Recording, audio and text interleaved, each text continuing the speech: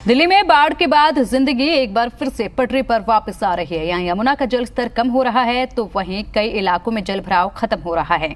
हम आपको दिल्ली की अहम 3 तस्वीरें दिखा रहे हैं। पहली तस्वीर लोहा पुल की है, जहां यमुना का जल स्तर कम होता नजर आ रहा है। वहीं दूसरी तस्वीर ITO की है, जहां जल भराव खत्म हो चुका है, यातायात शुरू हो चुका है। और आखिरी में आपको राजघाट की तस्वीर दिखा रहे हैं, जहां अभी भी जल भराव है। ऐसे में यहाँ तेजी से पानी निकासी का काम चल रहा है। 3 तस्वीरें आपके सामने हैं। पहली तस्वीर है लोहा पुल की, जहां पर यमुना का जल स्तर आप कम होते हुए देख सकते हैं। कहां तक यमुना में पानी पहुंच चुका था और अब ये जो जल स्तर है वो कम होता जा रहा है। दूसरी तस्वीर आप देख रहे हैं ITO की तस्वीर आपको हम लगातार दिखा रहे थे कि ITO ने किसी दरिया जैसा रूप ले लिया था, लेकिन अब पानी की निकासी वहां से हो चुकी है। पानी वहां से खत्म हो चुका है, रास्ते साफ कर दिए गए हैं, यातायात एक बार फिर से ITO पर शुरू हो चुका है। तीसरी तस्वीर आप देख रहे हैं राजघाट की। राजघाट में अभी भी पानी भरा हुआ है, लेकिन तेजी से यहां से भी पानी निकासी का कार्य जो है वो जारी है। और आप देख सकते हैं मोटर पंप लगाकर यहां से पानी निकाला जा रहा है और जल्द ही राजघाट भी एक बार फिर से सामान्य हो जाएगा। राजघाट का जो पूरा रास्ता है, राजघाट जो है वो पूरी तरह से साफ कर दिया जाएगा पानी निकलने के बाद, और ये इलाका भी सामान्य हो जाएगा। तो एक बार फिर से दिल्ली वासियों की जिंदगी अपनी पटरी पर वापस आ चुकी है। लोगों ने राहत की सांस ली है।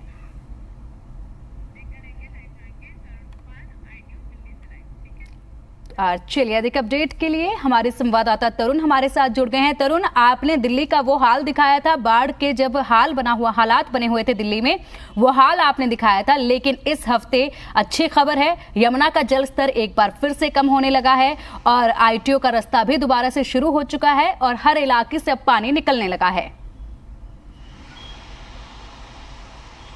बिल्कुल सही आपने जानकारी दी है। 206 मीटर भी अगर यमुना का वाटर लेवल रहता है तब भी दिल्ली को ज़्यादा परेशान होने की ज़रूरत नहीं होती है। लेकिन ITO के ऊपर जो समस्या पैदा हुई थी 14 जुलाई से, और वो 17 जुलाई तक रही, यानी कि बीते रोज़ तक यहाँ पर भारी जल भराव था। लेकिन इस समय तस्वीरों के ज़रिए मैं वीडियो जर्नलिस्ट राजेश को कहूँगा कि वो इस तरह से लोगों को ये जानकारी भी दें कि अब जो ITO की ये मुख्य सड़क थी, जहाँ पर घुटनों तक पानी भरा हुआ था बीते 4 दिनों तक, वो प्रशासन की रात दिन की मेहनत के बाद अब सामान्य आवाजाही के लिए पूरी तरह से खोल दिया गया है। आसपास के जो दफ्तर थे, जैसे कि विकास मीनार जो सबसे ऊंची इमारत है ITO के ऊपर, यहाँ पर DDA का दफ्तर है वो खोल दिया गया है, IMA का दफ्तर है वो खोल दिया गया है, CGST का दफ्तर है वो खोल दिया गया है, एक्साइज का दफ्तर है वो खोल दिया गया है, रेवेन्यू का जो दफ्तर था वो खोल दिया गया है।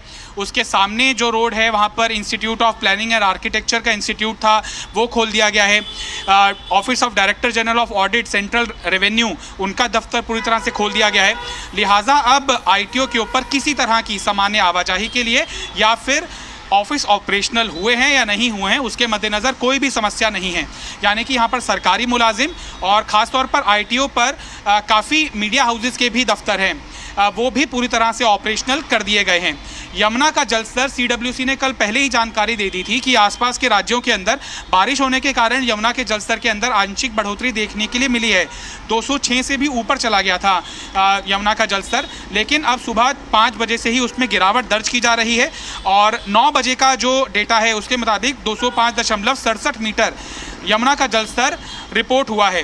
9 बजे का जो जल स्तर आएगा वो संभवतः इससे भी ज़्यादा, इससे भी कम होगा और जो लगातार बाढ़ का खतरा था वो टलता हुआ दिखाई दे रहा है। और जो मुख्य सड़कें जो जल भराव के कारण पूरी तरह से ट्रैफिक की आवाजाही के लिए बंद थीं, अब उन्हें भी खोल दिया गया है। अब बहुत कम ही सड़कें बची हैं जो जल भराव से प्रभावित हैं और जिसके ऊपर सामान्य आवाजाही आज दोपहर तक ही सुनिश्चित हो जाएगी। जी बिल्कुल तरुण, वहीं अगर बात करें दूसरे इलाकों की, तो दूसरे इलाकों में दिल्ली का क्या कुछ हाल है और जो लोग राहत शिविर कैंप में गए थे, क्या वो अपने घरों में वापस जा चुके हैं? देखिए, जब तक खतरे के निशान से जल स्तर नीचे नहीं चला जाता है और जो यमुना बैंक के ऊपर जो प्रभावित लोग थे वो अभी टेंट में ही रहेंगे, सरकारी व्यवस्था की देखरेख में ही रहेंगे, चूँकि उनके निचले घरों के अंदर, जैसे कि यमुना बाज़ार के इलाके के अंदर बहुत बड़ा इलाका है क्षेत्रफल के लिहाज से, वो 1 दिन के अंदर 2 दिन के अंदर ठीक नहीं होगा। कीचड़ जम गया है लोगों के घरों के अंदर और मुख्य सड़कों तक के ऊपर कीचड़ जमा हुआ है। इतनी मोटी मोटी लेयर है कीचड़ की, जो वाटर स्प्रिंकलिंग के ज़रिए पहले उसको कच्चा किया जाता है, फिर जेसीबीज की मदद से उस कीचड़ को सड़क से हटाया जाता है जो चिपक चुकी होती है। गाद है बहुत गाड़ी, और चूंकि राउंड द क्लॉक प्रशासन की तरफ से काम किया जा रहा है, तो कम से कम जब तक यमुना का जलस्तर नीचे नहीं चला जाता 205.33 के मार्क पर और कीचड़ पूरी तरह से निचले इलाकों से नहीं हटा दी जाती, तो ऐसे लोगों का जो ऊपरी स्थानों के ऊपर डाइवर्ट किए गए हैं उनका अपने घरों तक जाना इस समय घातक साबित हो सकता है।